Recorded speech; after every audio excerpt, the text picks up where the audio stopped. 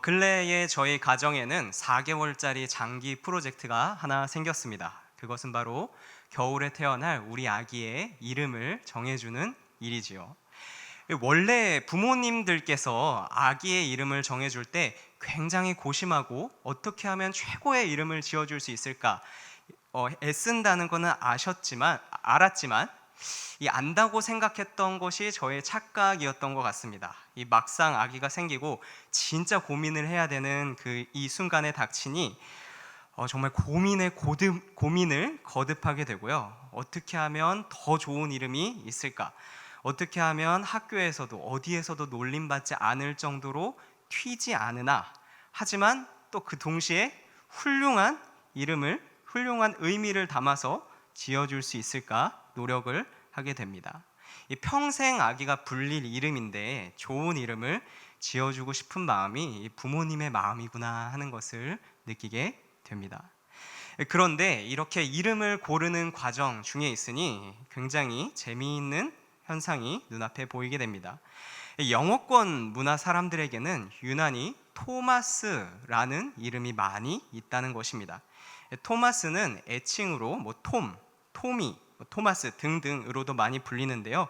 이를 전부 우리말로 번역하면 도마라는 뜻입니다.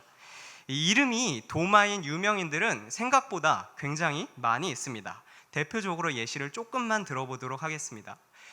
근래에 개봉한 탑건이라는 영화가 있습니다. 톰 크루즈라는 주연 배우가 연기를 했는데요. 톰 크루즈는 크루즈 가문의 도마가 이름입니다.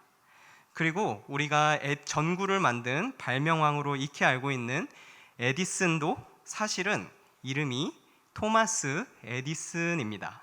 우리로 치면은 이씨 가문의 토마스, 박씨 가문의 도마, 이런 식으로 에디슨 가문의 도마가 이름인 것이죠. 완벽하다, 이상사회라는 것을 나타내는 유토피아라는 말이 정말 유명하지요. 이 말을 처음에 만들어낸 사람도 토마스 무어라고, 무어네 집 가정에 무어란 성을 가진 도마라는 사람이 만들어낸 것입니다. 이 외에도 도마를 이름으로 갖고 있는 사람들은 정말 많습니다. 2000년 동안 꾸준히 사랑받아온 이름이고, 아직도 영국에는 가장 많이 사랑을 받는 이름, 한국의 도윤이, 서준이 이런 이름이 인기가 있듯 아직도 인기 있는 10번째 10위 안에 들기도 하는 이름입니다. 물론 서양은 성경에서 이름을 가져오는 경우가 문화적으로 흔하니까 있을 수 있는 일이기도 하겠지요. 그렇다면 한국은 이름을 성경에서 가져오는 경우가 없느냐? 그렇지 않습니다. 성도님들도 은혜, 요한이, 아니면 지혜, 하은이 이런 이름들을 익히 들어보셨을 것입니다. 또 심지어 가끔 보면은 김베드로, 최바울, 이사야와 같이 조금은 독특하더라도 어떻게 하면 성경에서 좀 좋은 의미를 가져와서 아이들에게 지어주기도 하는 것을 봅니다. 하지만 아직까지 저는 한글 이름이 김도마, 박도마 이런 식으로 도마의 이름을 따서 지어주는 경우는 본 적이 없습니다. 그 이유가 무엇이겠습니까? 가만히 분석을 해보니 이런 이유 때문입니다. 우리의 인식 속에 도마는 여전히 반면 교사의 대상입니다. 예수님의 부활을 듣고도 믿지 못한 사람, 예수님이 직접 나타나셔서 너는 왜 부활을 믿지 못하였느냐? 꾸지람을 받은 사람, 이런 정도의 이미지가 있기 때문에 이런 이름을 쉽사리 쓰지 못하는 것이죠. 그렇다면 과연 성경에서 보여줄 수 있는 도마의 이야기가 이런 반면교사의 모습으로 그쳐야만 하겠습니까? 이런 교훈밖에 심어줄 수 없겠습니까?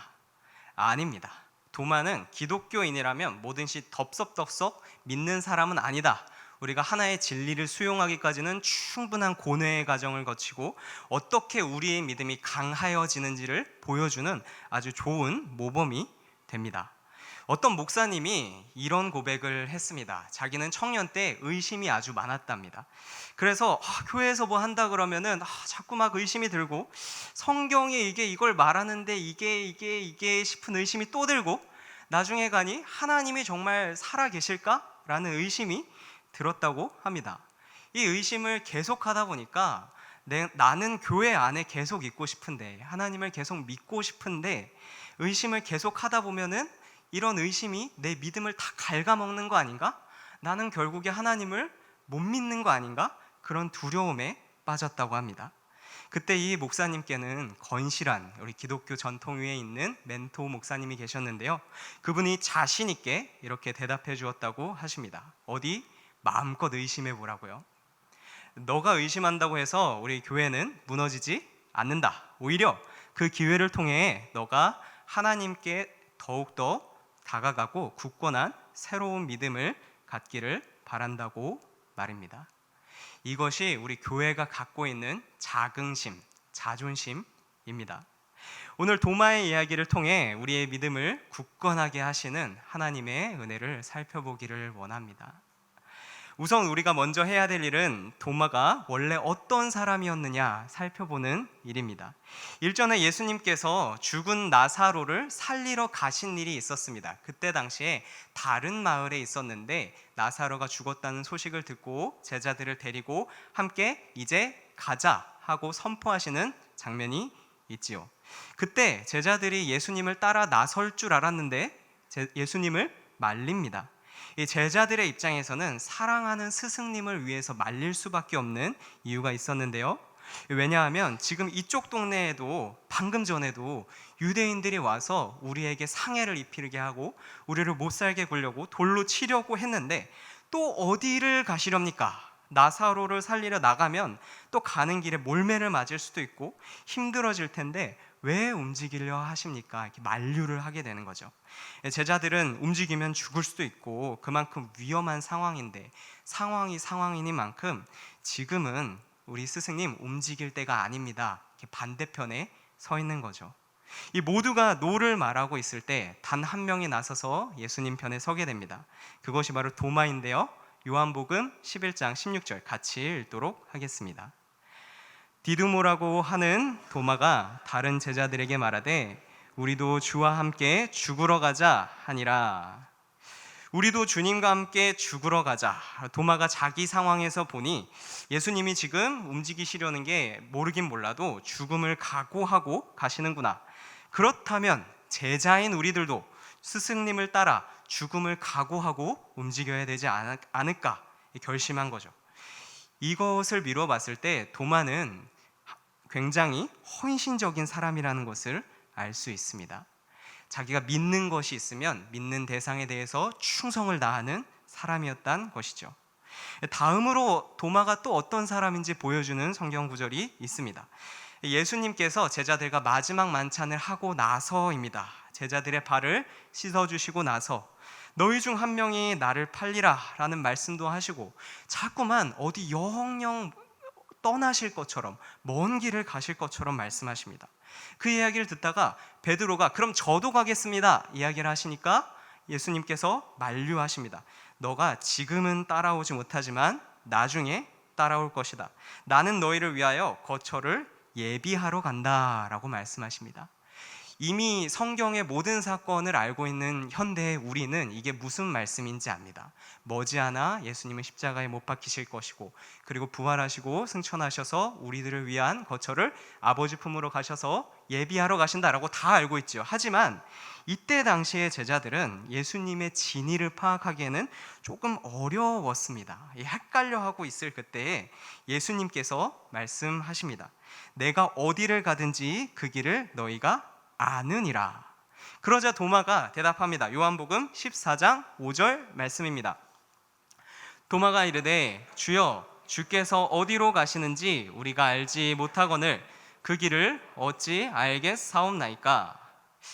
도마는 이런 사람입니다. 자기가 이해가 안 가고 자기가 저게 무슨 말인지 하면은 다시 물어보는 사람. 이 주일학교 시절에 학창 시절에 보면은 이런 친구들이 가끔씩 있습니다. 선생님이, 전도사님이 아니면 목사님이 공과 시간에 설교 시간에 아이들한테 열심히 뭔가를 가르칩니다. 하나님은 이렇고 우리는 이래야 되고 열심히 가르칩니다. 그러고 나면 저 같은 사람은 알 것 같으면서 잘 모르고 잘 모를 것 같으면서 애매하게 알 것 같고 그러면은 내가 잘 모른다는 사실을 숨기기 위해서, 그것을 드러내지 않기 위해서 가만히 있었습니다. 그리고 나중에 친한 사람들한테 가서 물어보는 거죠. 왜냐하면 옆에 있는 친구들은 다 고개를 끄덕끄덕 거렸거든요. 나만 바보가 되기 싫어서 그렇게 넘어가는 겁니다. 그러고 나서 나중에 친구들에게 물어보면 친구들의 답변도 참 기가 막힙니다. 나도 몰라.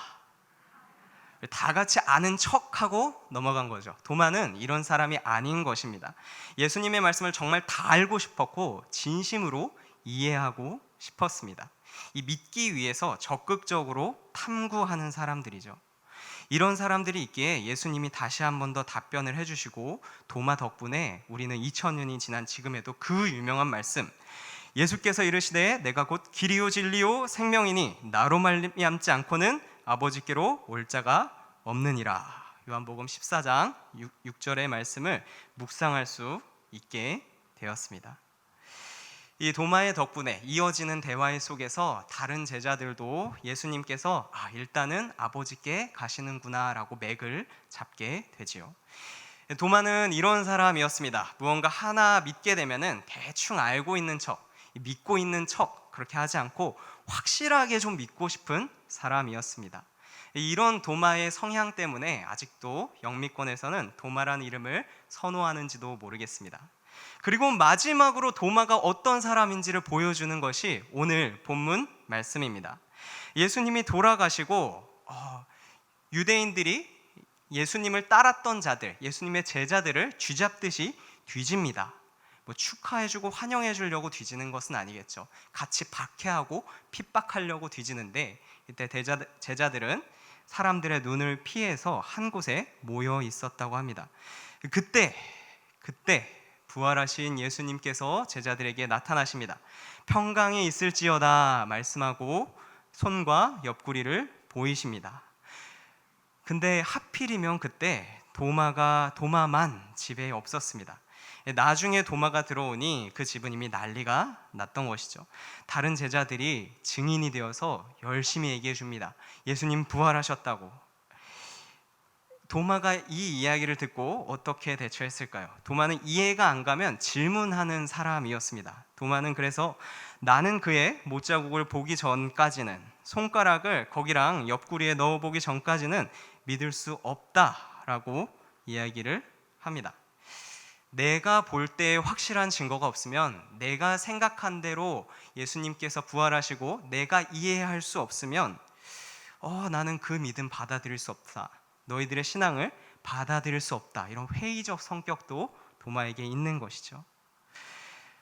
하지만 이런 성격의 도마도 신앙을, 이런 믿음을 완전히 부인하고 다른 길로 가지는 않습니다. 오히려 이런 제자들의 증언을 믿고 싶어는 한 것 같습니다. 이 일이 있고 나서 일주일 동안 도마는 어디 안 가고 이런 제자들과 함께 같은 집에 있거든요. 자기 소신하고 정면으로 부딪히는 사람과 계속 있다 보면 마찰이 있을 수도 있고, 그리고 안 그래도 위험한 상황에 내부적으로 그렇게 마찰이 생기다 보면 어디 바깥으로 튈 수도 있고 한데, 도마는 계속 거기 남습니다.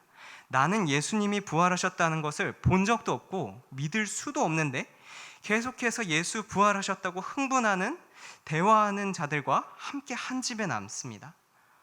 믿을 수 없다고 말하면서도 계속 부활의 이야기를 듣고 싶은 겁니다. 그 이야기를 믿고는 싶은데 믿어지지가 않아서 계속 그 집에 남고 있는 것입니다. 이 신앙생활을 하다 보면 가끔 이러한 부류의 성도님들을 보곤 합니다.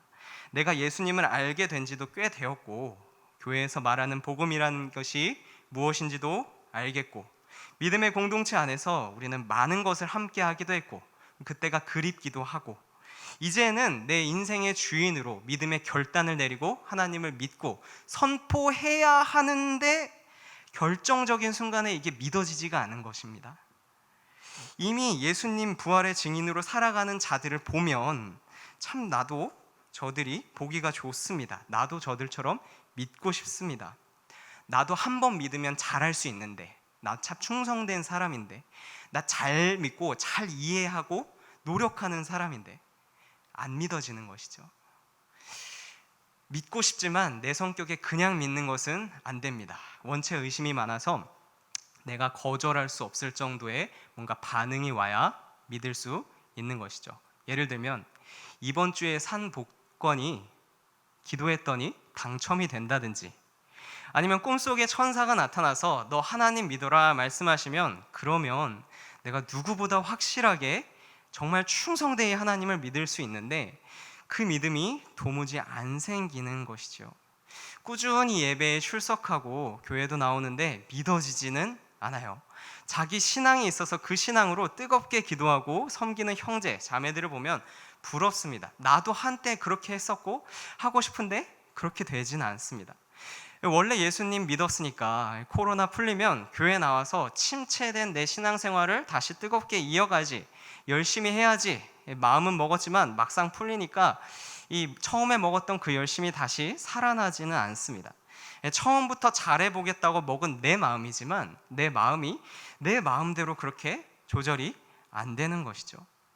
그렇다고 해서 믿음의 공동체에서 아주 떠나가지는 않습니다. 다시 돌아오고는 싶어해요. 그때를 그리워합니다.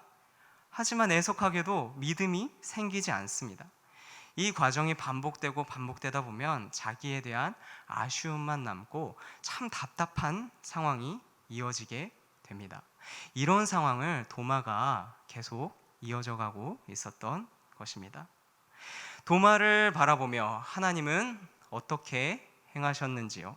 우리 하나님 어떤 분이십니까? 우리가 하나님을 알기 전에 먼저 우리를 찾아주시는 분이시죠. 복음을 자기 힘으로 소화시키려고 어떻게든 입에 꾸겨 넣고 어떻게든 소화를 시키려고 애쓰고 있는 도마에게 하나님 먼저 찾아가십니다. 이 하나님은 어느 사람까지, 어느 성품의 사람까지 품으실 수 있는가를 보여주시는 대목이지요. 도마가 부활하신 예수님을 부인하고 일주일이 지났을 그때에 도마를 포함한 제자들이 다 있는 그 자리에 예수님 한 번 더 찾아오십니다. 그리고 첫 번째 제자들을 만났을 때처럼 똑같이 해주십니다. 평강이 있을지어다 말하고 손과 옆구리를 보여주십니다. 그리고 도마에게 가서 내 손가락을 넣어보라. 그리고 믿으라고 말씀하시죠.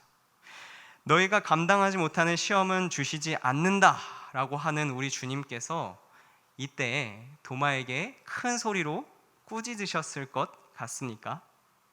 아닐 것입니다. 예수님은 도마가 어떤 사람인지 다 아셨습니다. 이런 상황이 벌어지면 이런 말을 할 거야, 이런 기분이 들 거야, 다 아시는 분이셨죠. 어떤 말을 했는지, 어떤 사고방식을 가진 사람인지, 어떤 말 못할 고민을 가지고 있는지까지 다 아셨습니다. 우리가 익히 알고 있죠. 직접적으로 3번이나 예수님을 부활한 베드로도 예수님께서 찾아오십니다. 따로 불러서 너 이미 이전부터 내가 그렇게 될 줄 다 알고 있었다라고 면박을 주지 않으시고 용서해 주셨지 않습니까? 베드로를 도우러 오셨지 않습니까? 도마에게도 예수님은 동일한 방법으로 찾아오십니다. 돕는 모습으로 오십니다. 도마가 믿음을 갖기까지 무엇이 그렇게 걸림돌이 되고 괴로웠는지를 아시고 이제 믿음을 가질 수 있게 도와주러 오십니다. 하나님이 이미 우리의 연약함을 아신다라고 하는 것이 하나님 심판자시니까 나의 연약함을 책망하시지 않을까라고 두려워하지 않고 참 감사의 제목이 되는 이유가 바로 이것입니다. 하나님은 우리의 연약함을 아시기 때문에 혼내는 것이 아니라 우리를 도우러 오실 것이기에 말입니다. 우리가 한 번 더 놀라고 주목해야 될 점이 그 다음에 이루어집니다. 예수님께서 도마에게 찾아오실 때에 도마가 아주 근본적인 변화를 한다는 것입니다. 이전까지의 자기 이해를 완전히 버리고 새로운 모습으로 변화됩니다. 이전까지는 도마는 예수님의 손에 그리고 예수님의 옆구리에 손가락을 넣어 봐야만 내가 믿을 수 있다라고 생각했습니다. 내가 이해가 가는 대로 현실이 뒷받침되어 주어야만, 내가 생각하는 대로 하나님께서 움직여 주어야만 내가 믿음이 생기고 신앙이 성숙해지는지 알고 있었습니다. 그런데 진짜 예수님이 나타나자 도마가 손가락을 넣어보고 믿었습니까? 아닙니다. 예수님을 보고 예수님 말씀하시죠. 믿음 없는 자가 되지 말고 믿음 있는 자가 되라. 도마는 이 말씀을 듣고 믿음이 생깁니다. 도마는 이 말씀을 듣고 믿음을 갖습니다. 주님 주신 믿음이 어떤 것인지 잘 보여주는 것이죠. 믿음은 내 생각대로 현실이 뒷받침되어서 그제서야 내가 이해가 되고 생기는 것이 아닙니다. 믿음은 우리 주님을 만나고 그의 음성을 들으면, 그의 말씀을 들으면 생기는 것입니다. 주어진 환경이 내 믿음을 갖게 하는 것이 아니라 주어진 믿음이 내 환경을 새롭게 한다라는 것이지요. 참 아이러니한 결론이 나옵니다. 내가 이해할 수 없었고 내가 합리적으로 추론해보고 내가 의심하고 의심한 끝에 그렇게 도마가 신앙을 추구했는데 그의 입에서 나온 마지막 결론은 내가 생각해보니 이렇다, 내가 체험해보니 진짜 예수님은 맞는 것 같다라는 것이 아닙니다. 부활의 증인으로서 예수님은 이런 분이십니다라는 신앙의 고백으로 마무리 짓는다는 것이죠. 도마는 예수님을 만난 그 어떤 사람들보다 더 좋은, 어떤 사람은 이것이 최고의 신앙 고백이라고 평가할 정도의 그런 고백을 예수님께 올려드립니다. 나의 주님이시오, 나의 하나님이십니다. 도마는 신앙을 다 회복한 것이죠. 더 이상 의심 없이 믿음이 굳건해져서 나의 하나님이십니다 고백하신 것이죠. 이 예수님의 말씀을 듣고 나서 하나님이 어떤 분이신지 본질적으로 다 꿰뚫어 보는 눈이 생긴 것입니다. 이제는 인정할 수밖에 없습니다. 하나님은 내 불신보다 크신 분이구나.